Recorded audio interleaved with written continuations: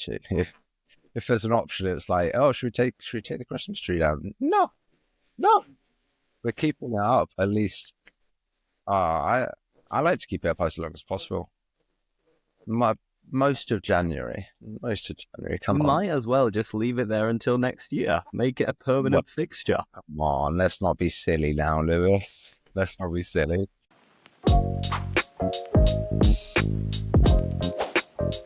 Hello, hello, hello, and welcome back to English with Lewis. And we're back for another native English speaker conversation between myself, Lewis, which I'm sure you already know, and my wonderful guest today. So, Joe, welcome. How are you?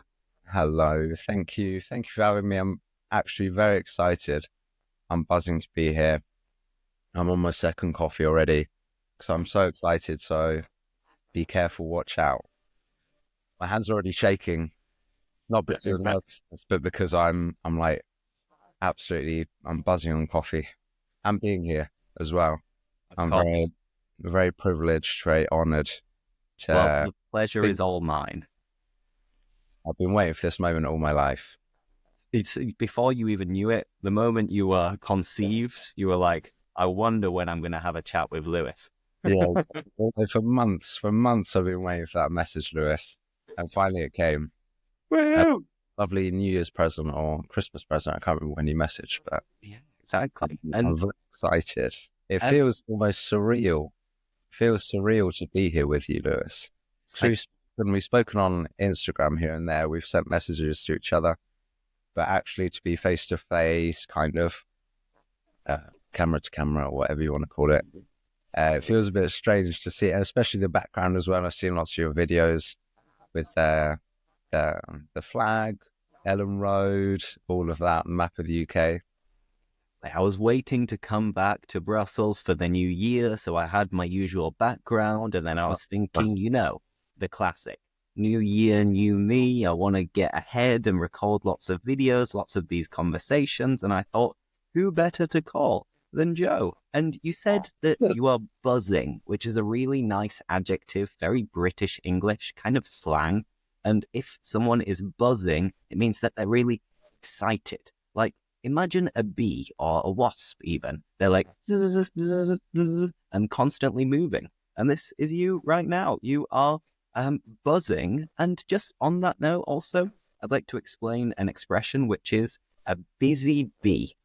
If you describe someone as a busy bee, you're basically just saying that they are a busy person. They're a bit energetic, restless, constantly moving from one place to another.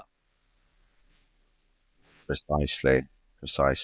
And obviously I can see the Christmas tree in the background. Yeah, I thought it'd be nice. I like keeping the Christmas tree up for as long as possible.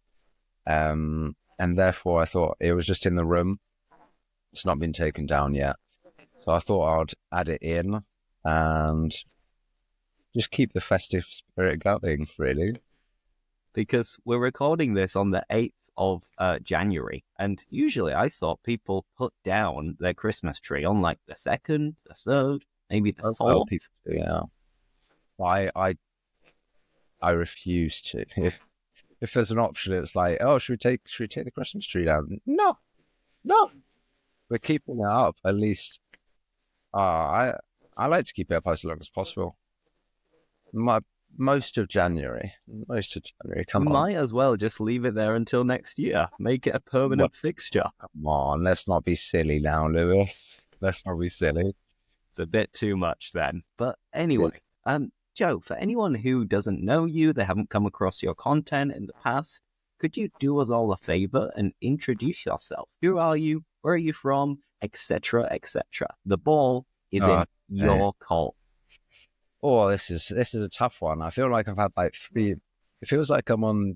Have you ever watched the show This Is Your Life? Did you ever watch it as a kid? Do you know that? It rings a bell, but I've got to be honest, I don't really know it.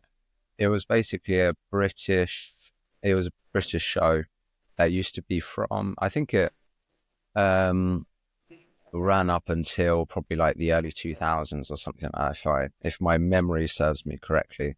And it was basically a show where there would be the host who would essentially portray or describe the life of some notable celebrity. They would come on the show and you'll see like their childhood and like all the way up until the point, the present moment, essentially.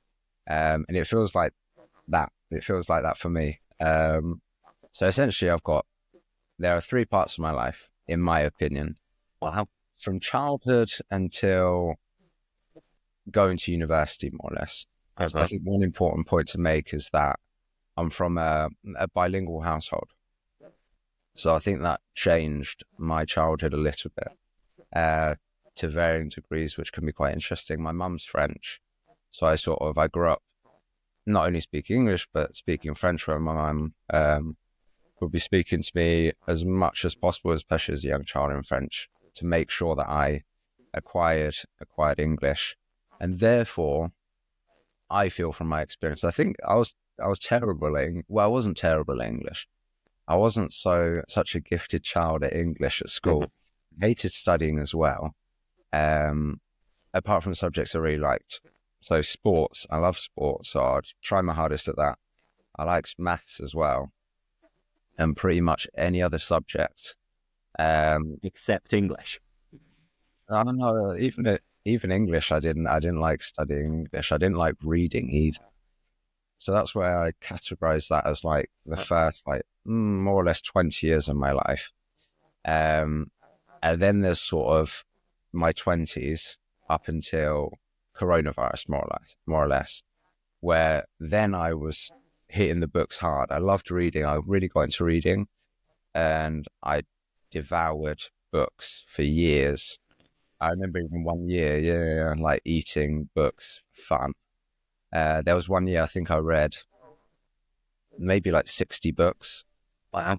I think something like that. It was my goal one year, and that was sort of also a pattern through my 20s, where I started setting goals. I started to be much more motivated.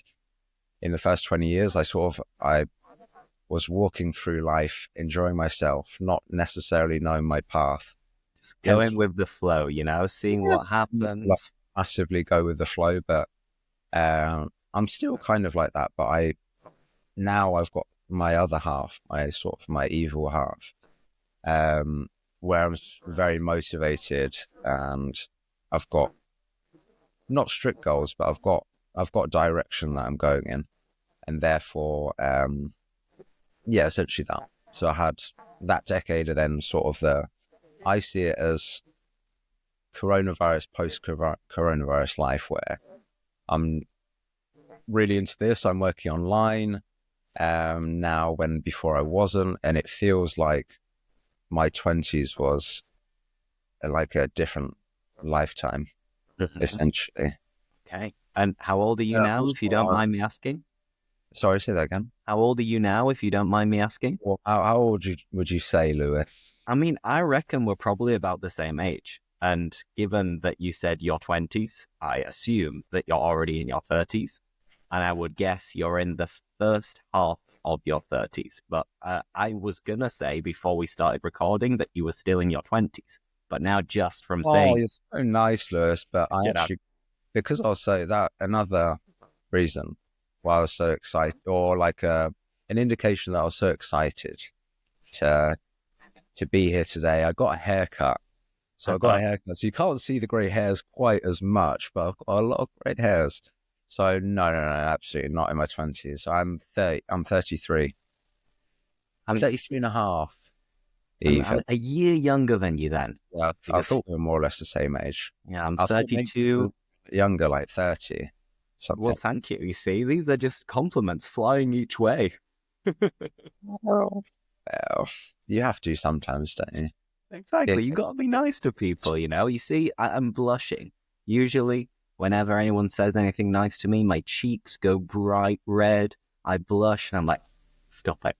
Well, that's the thing. English people, that's a stereotype, isn't it? English people can't take compliments. We don't know what to say. And I think it's, to a large extent, true. Where if you get a compliment like, oh, blah, blah, blah, blah, blah, I'm sort of like, cheers. Immediately trying to change the topic as quickly as possible. It's like, oh, thank you very much. So anyway, it's cloudy today, isn't it? I don't know. We're very modest, and we don't know what to do with compliments, or a lot of people don't. Not everybody. Personally, I have no idea. But anyway, now we've gone over that.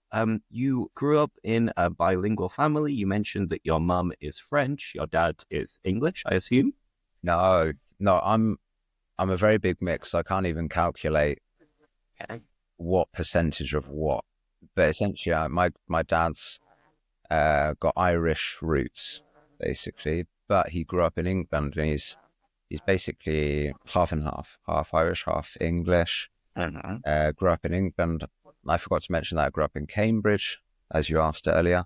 So I spent, I spent pretty much all my life in the UK, to be honest. I now consider myself very English. Initially, I don't like being the same as everybody else. And therefore, throughout my childhood, I would always think of myself as a bit more French rather than English. Yeah, like, I don't know. It was a bit boring. You'd go to school, everybody would support the England football team. And I was like, no, I'm going to support France. I'm going to support France. Allez, les bleus. Yeah, les bleus. And then, so I always enjoyed that. I don't like going with like jumping on the bandwagon kind of thing, essentially. And yeah, so I grew up in a French speaking household, and that made things different, where I'd spend not only time in the UK, but I'd also go to France for a long time, not regularly. Well, it would be on a regular basis. So every summer, I'd spend basically the whole summer in France, immersed in French, and kind of reluctantly. So I've got kind of a weird relationship with languages, where now I love English. I absolutely love English. I think it's the best language. I'm not being biased or anything like that. Yeah, big claim. The best language. I mean, there's a reason why it is the international language. I guess everybody uses it. Everybody kind of has to learn it, which of course has given us a job.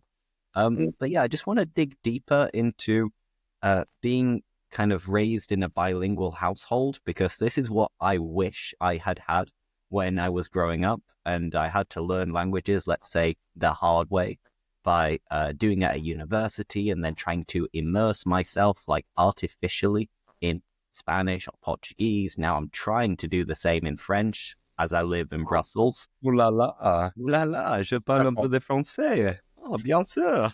I didn't realize you're cheating, Lewis. You're choosing all the Latin languages to make it as easy as possible. I mean, I'm not brave enough to learn like Chinese or Arabic. I wish I was, but it's just a no-go for me.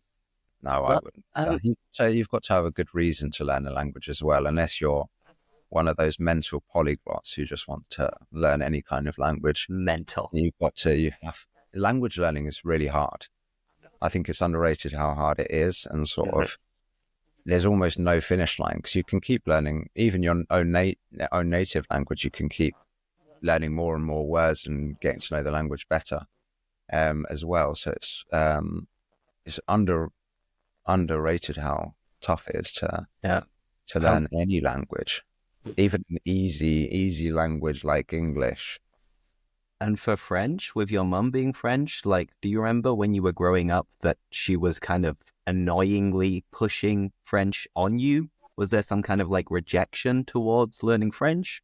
Or did you know when you were younger, like, how lucky you were being forced to learn French, and now you are, of course, bilingual by osmosis almost? Yeah. I would say, I can't really remember like individual moments when I was I would say learning the language, because by a certain point my French was very good, and I was certainly well ahead in class. I remember learning French and it being ridiculously easy, and me being a terrible student, a good teacher but a terrible student. I would sort of be mucking around in class, and the teacher would be like, "Joe, what's the answer?" And I would just I would ask them like, "What's the question?" I didn't catch the question, and then they'd ask me the question, and I'll give the answer every time. Everyone would be like, "Oh my God, Joe's so amazing at French," and I'll just be reveling in sort of the the glory of it all. So I quite enjoyed being in class. In terms of like the actual learning process from home, I don't really remember it very well, apart from the immersion in the French language when I would be with family. So for Christmas or during summer. But I was very lucky, and I took to it like a duck to water. Like I took to it very easily, the immersion process. I think I'm quite adaptable, or maybe I became adaptable in that sort of way. And I was just lucky because I had cousins, still got cousins, who I got on very well with, who are more or less the same age. We had the same hobbies, and therefore we just did everything together, and they couldn't speak any English. And no one would speak English with me in France, and therefore I just had to just get by. There are stories where I was told over Christmas time about some funny stories that included me, where apparently I was quite maybe endearing, quite cute or funny, according to my family. So they're also probably going to be quite biased. There was one funny story. I'm terrible at keeping to the point, by the way. I'm still there. You're going around in different directions, but it's fine. It's very interesting. And there's so much to tell, Lewis. Could I just interrupt you for a second? Not listen to the story, and let's just go over some of the advanced words and phrases that you've been using, because I noticed one was jump on the bandwagon, which is a really nice expression you used a while ago, which is like to follow the crowd, basically. To follow the trend. I don't jump on the bandwagon. And another one is that you were mucking around. In class, you were mucking around, which we can also say messing around or messing about, which is basically not doing what you're supposed to be doing, or just playing, being a little bit mischievous, a bit naughty. And then you also said that you took to French like a duck to water.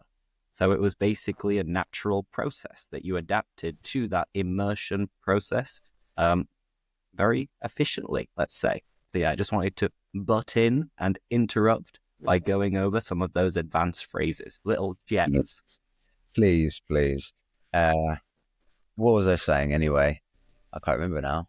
But you're talking about you being endearing, being cute, maybe making little mistakes with your family when you went to France. I was just going to tell a quick story, but it was a very, very, very brief story. It was essentially, I don't know if it would translate very well to English. It was essentially I'm quite a bit younger than my brother. I'm more or less 10 years younger than my brother, and he was a teenager, kind of maybe a rebellious teenager at times. And there was a moment I think we went on holiday to Spain, because my family's not far from Spain. They're actually French Catalan, so not very far from there. And we would go to Spain for like 2 years every summer and spend time there. And there was one year where my brother was like, I'm leaving, like he had had enough. I don't know what had happened. He threatened to like just leave the family and just go walking somewhere. And there was a story about me saying in very, very broken French, like sounding like a caveman, sort of like, what are you going to do? You speak no Spanish, kind of thing. To my brother, I think I must have been like 4 or 5 years old, speaking awful French, but I think that's one benefit that children have when learning a language. They're sort of uninhibited by making mistakes. And maybe I think that's one of the benefits of potentially of growing up in a French or a bilingual household, where you can be a bit more relaxed about making mistakes. But I don't care. Even when learning other languages, making mistakes, like, they happen. And if it's embarrassing, not ideal, but usually you remember those moments and you remember, like, all right, Joe, don't say that again. And you sort of research what the mistake was. And then you sort of, the emotional moments help to remember things much more clearly, vocabulary and things like that. No, 100%. Like, and this is the importance of kind of not being afraid of trying to say things and express yourself when learning English or any other language, because you're not going to know what you're good at until you try it. and you're not going to be able to correct your mistakes until you make the mistakes first. And as you said, then it's much more memorable. It sticks in your mind and you think, of course, now I need to say it depends on and not it depends of, for example, off the top of my head. Precisely. But so I would say, but overall, I had not an exact rejection, but sort of what do you call it? I just wasn't easy with it all the time. I never really enjoyed it. It felt like it was forced on me to a certain degree. So I'm lucky. I'm very lucky to know French. It wasn't easy. It took a long time. I'm not learning now, but sort of it took a long time to get good at French. And I made many mistakes, but I had a very big apprehension to learn, to speaking it. Because I remember just being in England, having the feeling of, no, I'm in England now, and now we speak English at past like a certain age, maybe when I was a teenager or something like that, where my mum would speak to me in French. Her English is amazing, by the way, like as good as it can be for a non-native.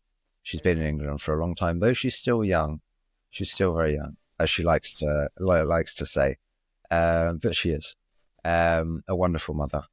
But yeah, so she would speak to me in English, in French, and I would, at a certain age, I started to always reply in English, because it just felt weird.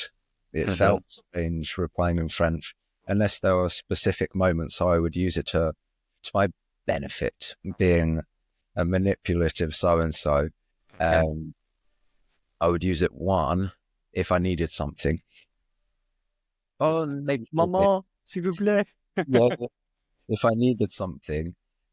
Two, as like secret code, if my friends came over or something like that and I needed to say something to my mum that I maybe didn't want them to know or understand, I would speak in French. And if I was in trouble, if I was ever in trouble, I'd start speaking in French just to butter her. Okay. Butter someone up. Do me the honors. What does it mean to butter someone up? What? Oh, I don't even know. Well, it basically means to make, how would you say it? I can't even describe it right now. It will be to make someone feel a bit more, treat you in a better way than they normally would when you're usually in a situation that's disadvantageous to you in a way. You can probably explain it a bit better. I've never. No, I'm not sure. I mean, I use that phrase often. No, that's good. If you butter someone up, you are treating them very well with the kind of like purpose in mind that you want something from that person or these people. It's kind of or like you are special treatment in a kind of way where it's like you might be in trouble and you want them to not be so harsh in their punishment. It's like you're sucking up to them. It's like you are being suck up, but with the kind of idea that you want something in exchange. Yeah. You can butter someone up. Lovely phrasal verb. Not as manipulative as that. Where not as bad as sucking up to someone. Where you could butter up your boss, where it's sort of like you're maybe being a bit more friendly to him because, I don't know, you want a pay rise, maybe. Something like that, where you're just chatting to him and you're looking very slim these days. The thing. Maybe that's what you were doing at the beginning of this call. You were buttering me up. Maybe that's why I'm getting some compliments. Anyway, let's move on to some other little topics. Now we've spoken about your life growing up with French. You mentioned that you've always loved sports. So what kind of sports are you into? Not so many anymore. I'm obsessed with the gym. So that's been something that I took up. I took it up probably when I was 16 or 17, where I was, it's probably the same motivation as most young men, where I was like, right, how do I get the girl I like? Like, gym, look good. Working out, of course. Big muscles, be a strong man. So I started working out, and that's sort of the only exercise really I do now. The only exercise that I've done for the last 15 or so years. So I go to the gym very often. I don't like cardio, so I only really lift weights, but I try to do as much cardio as I can. Before that, in terms of playing sports, but before that I used to play football. Played football like a lot of young lads in the UK, where you sort of play for your local team with your mates. And so I started when I was about, I don't know, 4 or 5, something like that, up until the age of 17. I think I stopped just before men's level. I sort of thought, no, I don't really fancy that. It's cold, it's wet, muddy outside. I always have on a Sunday morning as well, so that means you can't really go out on Saturday night and have a hangover to play football. I didn't think about that. That was my number one reason for stopping. I was like, can I really be bothered waking up and feeling terrible to then be outside in the mud and the rain and then have some old guy kind of sliding tackle me? And now I decided it wasn't for me. It wasn't my cup of tea. Oh, that's a cup of coffee, isn't it? This is tea. Oh, I thought you were obsessed with coffee.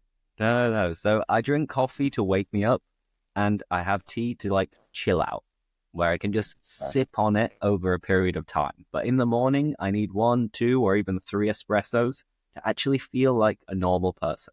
And then everything starts to improve. I won't go on a tangent on that. I can talk about coffee for a bit, so I'll avoid saying anything regarding that. I mean, coffee is an interesting topic. How many coffees do you have per day on average?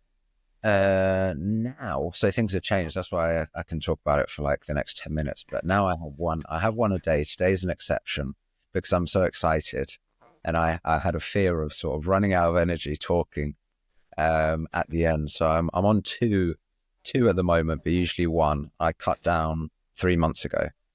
So because I don't know, well, some health stuff where I was like, I think I can. It was more experimentation. So back onto the topic of sport and exercise, I'm very much into like health and fitness. And I don't think coffee's terrible, but I had like some issues, like some health stuff that I wanted to fix, improve on. And I thought, where can I improve potentially? Like mostly my diet's not like Arnold Schwarzenegger. It's not perfect. It's not meticulous, but I sort of eat well most of the time. Like 90% of the time, the food that I eat is good.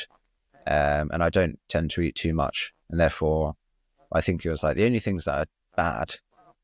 I eat lots of coffee, and I'm in love with bread. I love bread. So I was like, I tried to make any good Frenchman, you have to have your daily baguette. Well, yes. Not here, not in the UK, but I'm in love with bread. I'm obsessed with it. I never have it in England, actually. That's probably another thing where it's sort of like, I only really have croissants and baguettes in France ever. It's just a thing that I only really do over there. You know, when in Rome and all of that, do as the Romans do, which is a nice expression.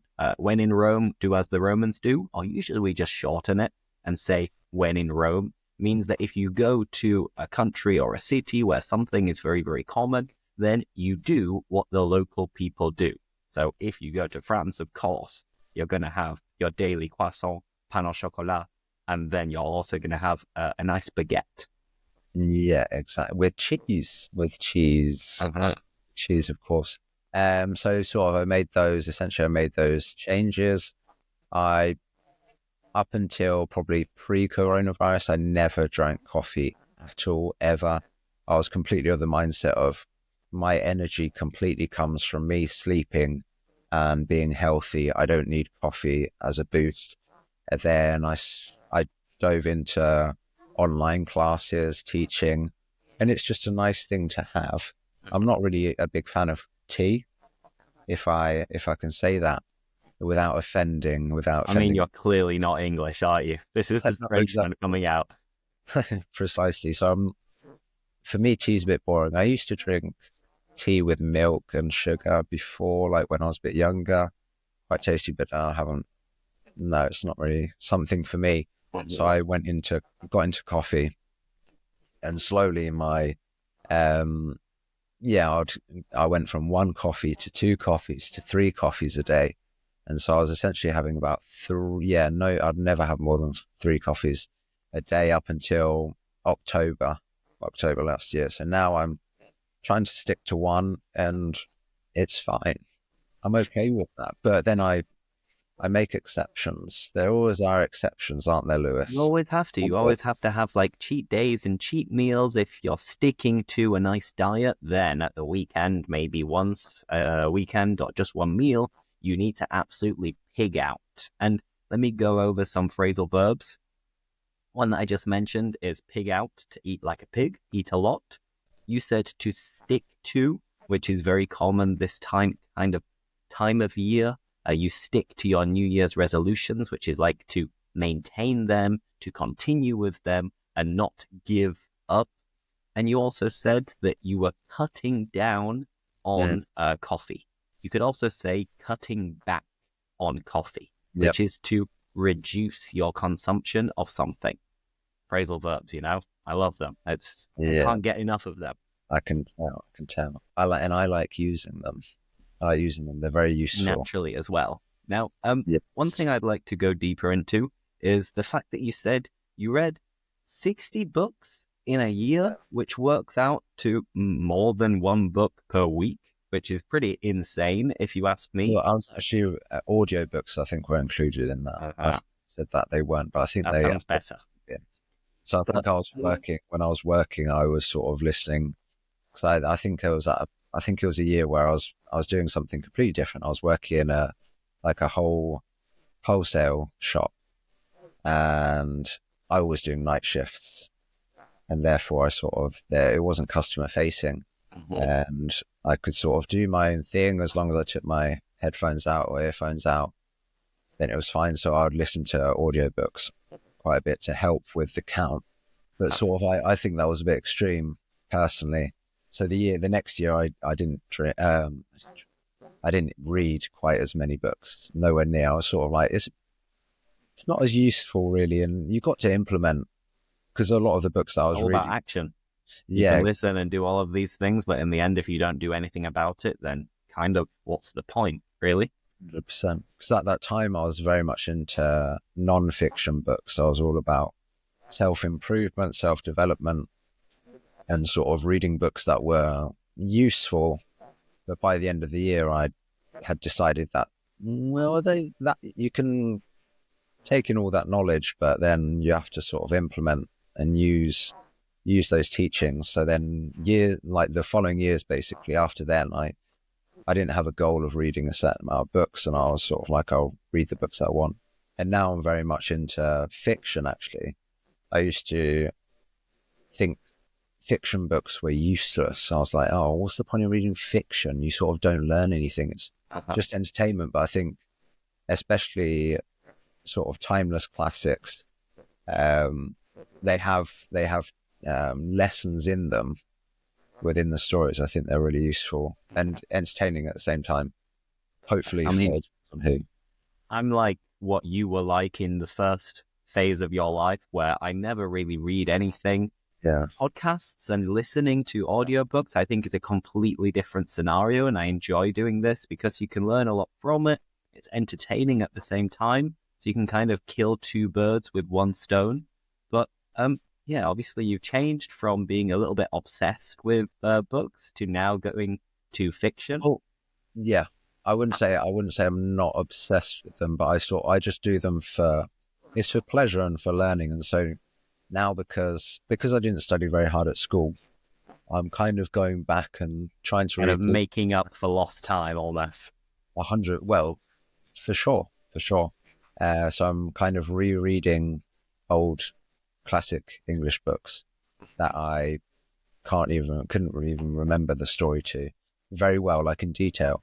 And I'm finding it very enjoyable, and it's nice to sort of look at the language, how the language is different to how it's sort of certainly spoken, and how the vocabulary is different to now. because they're books from like the 20th century. And whether it's nonfiction or fiction nowadays, do you have any book recommendations or any books that you think you read or listened to that changed your perspective or really had a big impact in your life? Well, I wasn't waiting for this question, Lewis. This is what I was trying to get to. It's like, if there's anything that actually changed your life thanks to a book. I wouldn't say there were any that changed my life. I've read so many books that I can't put it down to one. I could just talk about a few probably off the top of my head that were quite useful, just for like small nuggets of useful information that I could implement and use and change my mindset possibly.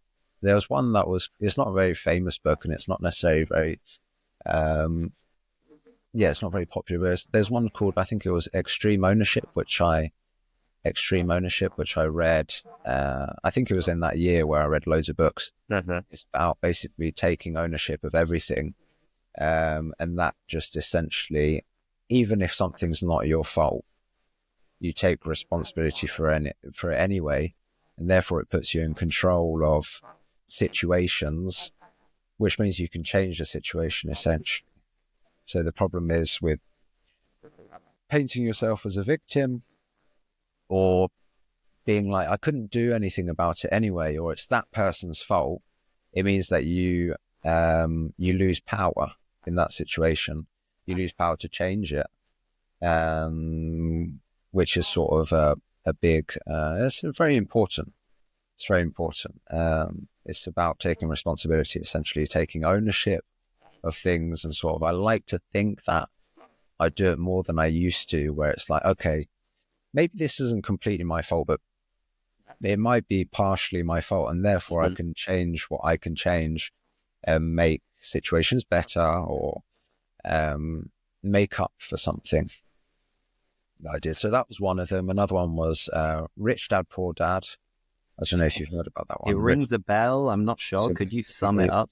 Yeah, it's very well known. So it's essentially, you don't really need to know the story about it, because it's about this man who talks about his childhood, and he sort of had his dad, and then a kind of a mentor who's his rich dad, who was like some rich guy that I can't remember the backstory to it at all right now, but essentially he learns about the differences in mindset when it comes to money, and sort of he's got his rich dad who sort of teaches him about money and how money works and how to make money, and how it's a lot of it is to do, or all of it's to do with mindset. And then his poor dad, who was sort of like the opposite, and hence why he was quote unquote poor in that kind of sense. Talk about financially poor. And so I thought that was just a different way to view things, a different way to view money, which we're not taught in school. We're not taught how to, well, when it's like an essential part of our lives, we're not taught about financial stuff. Exactly, 100%. Is like this, and like taxes as well, and like any kind of like personal administration is something that we're never really taught at school, and you only learn it when you actually start doing it yourself. And even still, it's hard to like get your head around and figure out how to do your personal income tax form and stuff like this. So, and as well as sort of how to spend your money. So sort of from the book, he learns how to put your money into things that are going to make you more money. So therefore, like investing money, buying things that appreciate in value as opposed to depreciate, so decrease in value. Like not buying maybe the next iPhone if you don't use your iPhone to make money, where it's like you don't maybe need the latest iPhone again, because it's going to, within the next, as soon as you try to resell it, it's going to lose value, and then you spend money on it when you've got a perfectly good working phone already at home. Those kinds of things. So I'll just say, just to keep it briefer than it probably would be, we'll stick with those two books, though there are many more. Perfect. Sounds good. And anyone watching this, let us know if you have any book recommendations or audiobook recommendations or podcasts, for example, that you listen to on a regular basis, and maybe we'll check it out. But now I'd like to focus on work because, of course, work takes up a lot of our lives. On average person is like 8 hours per day. So you're an English teacher now. You make content on Instagram above all, and you teach English classes. But has this always been your professional life? What kind of other jobs have you had in the last decade, for example? That's hard to remember. That's why I said at the beginning, there are 3 parts to my life. And the memories in the first part of my life are sort of, they're few and far between. Ones from like in my 20s, even then I'm sort of like, what happened? What did I actually do? I feel like I've done so much. I used to cycle through jobs. So I used to go from kind of almost job to job to job, where I never actually stayed in one employment, in one occupation for like more than a year up until teaching, actually. So this is the first one where I've like, right, I think this is what I want to do. And the turning point. So I've been teaching, well, more or less for 5 years now. 5 years, maybe a little bit more. I've always done private tutoring. So I used to tutor children in different countries privately. And then I sort of slowly went into more and more online work, especially when coronavirus came along. And then I sort of discovered this platform where I used to teach. And then I sort of slowly went into teaching from Instagram, like finding students there and continuing what I was doing essentially. But I've done everything. I've worked all hours of the day. I've done night shifts in like a wholesalers where it'll be like kind of like a massive supermarket where they sell products in bulk. So in large amounts, usually for businesses to buy, so then they could sell in like maybe a corner shop or something like that. I used to be a personal trainer. That's probably the main one that I probably want to mention. It was my favorite job up until teaching, I would say. So I moved to Australia in 2016 for a year. I had a working holiday visa where prior to that, I had gotten a qualification in personal training. I'd been training at the gym with my mates, helping my mates with their goals for like 10 years before that. So I was like, right, this is what I want to do. I want to be a personal trainer. And I didn't want to be in the UK.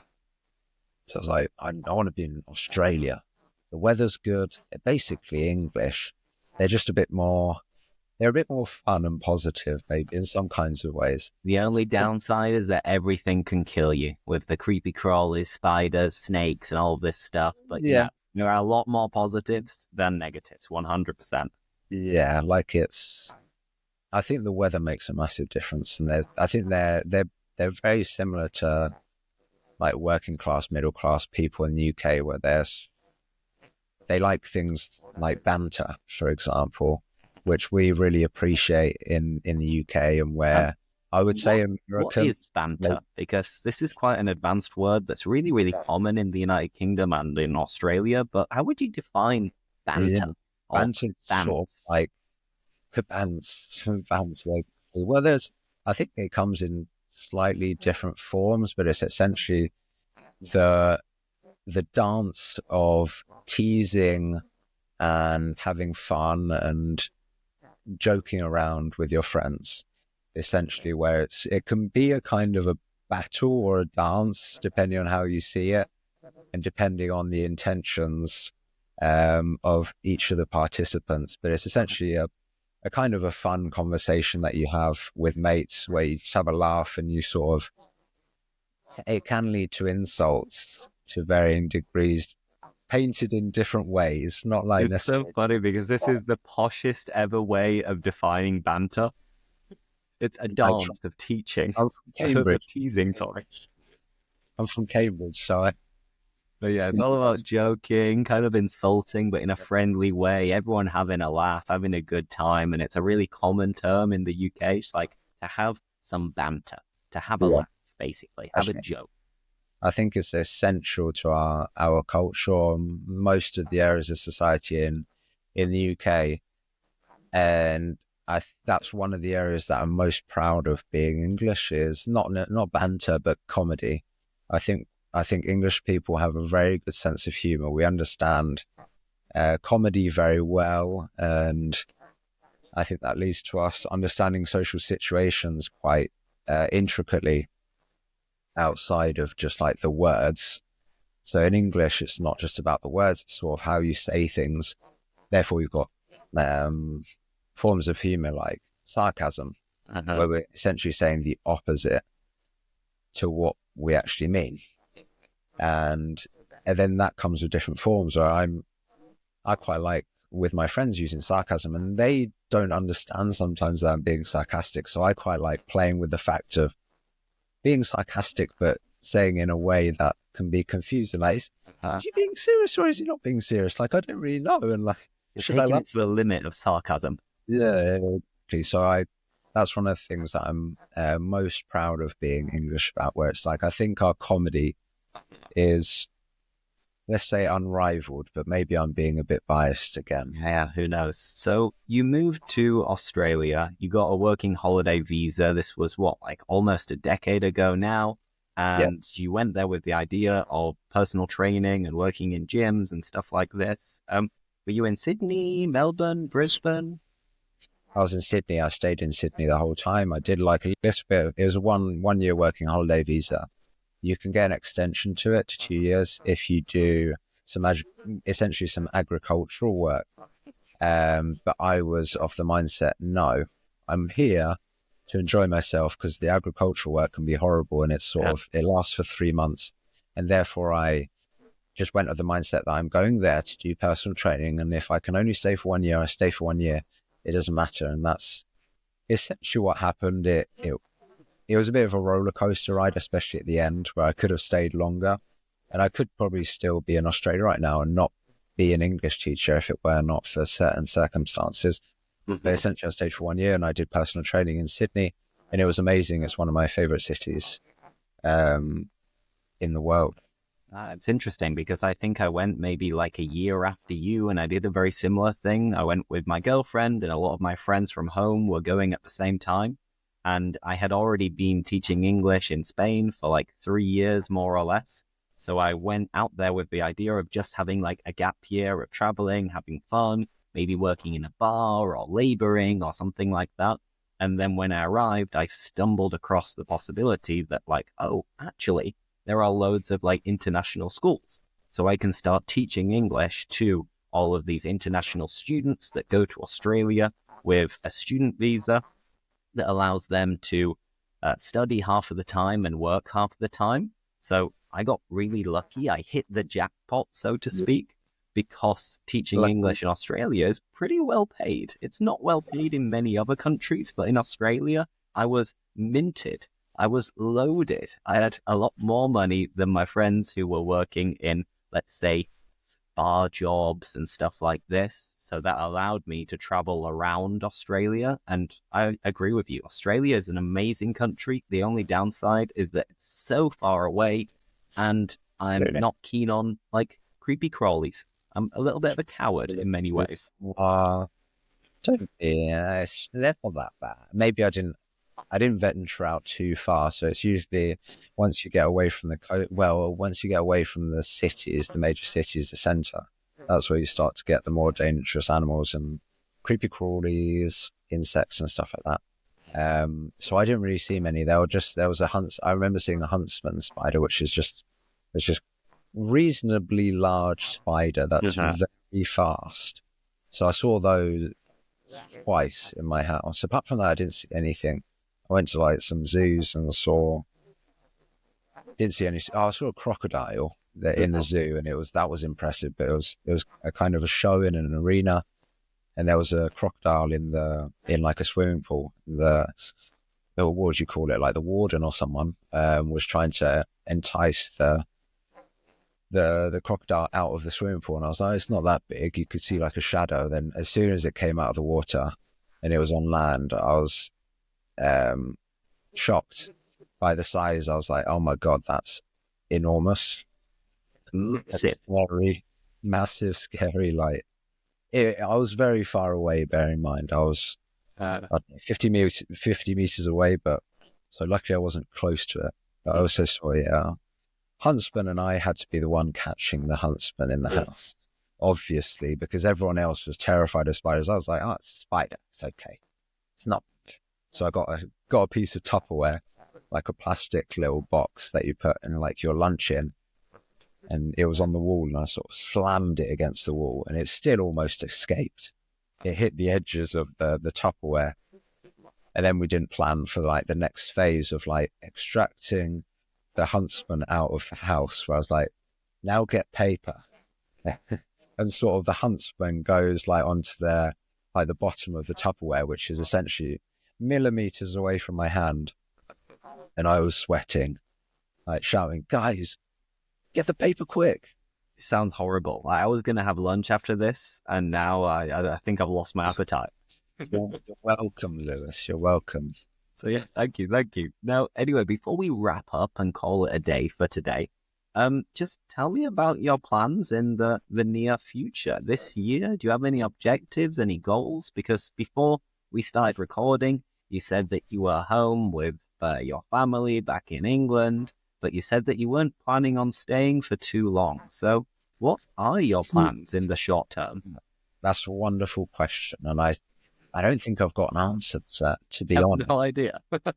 Yeah, I've been on I went on a trip where I was sort of recording stuff for YouTube and traveling at the same time. I just came back from kind of the whole journey in a way, where I went through the Baltics. I went to Poland, and then I headed to my grandma's to celebrate Christmas. So then I spent some time in Barcelona because it's not far away. And I've always loved I've always had something for Barcelona, where it's a really cool place. And essentially, I've only just gotten back.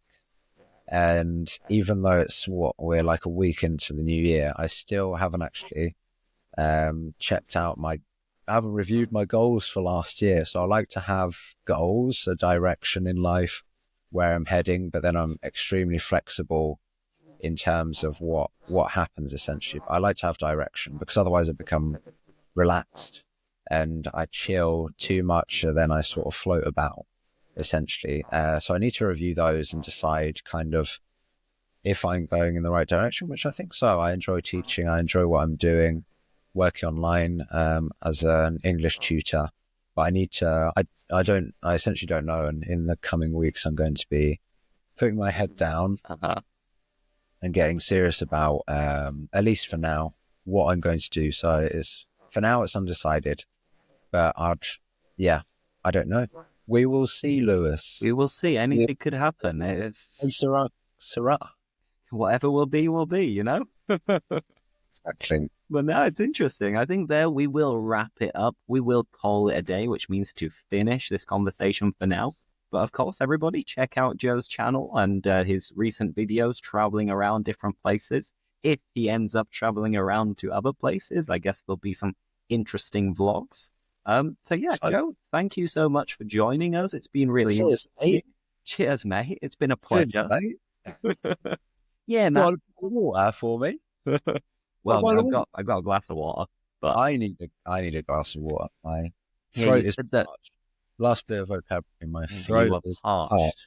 Very thirsty. Very thirsty. Exactly. But it's been a pleasure. Lewis. I've enjoyed it very much, conversing with you, getting to know, not that it's all mostly been about me, unfortunately, but no worries. If we do it again, you can ask me some questions too.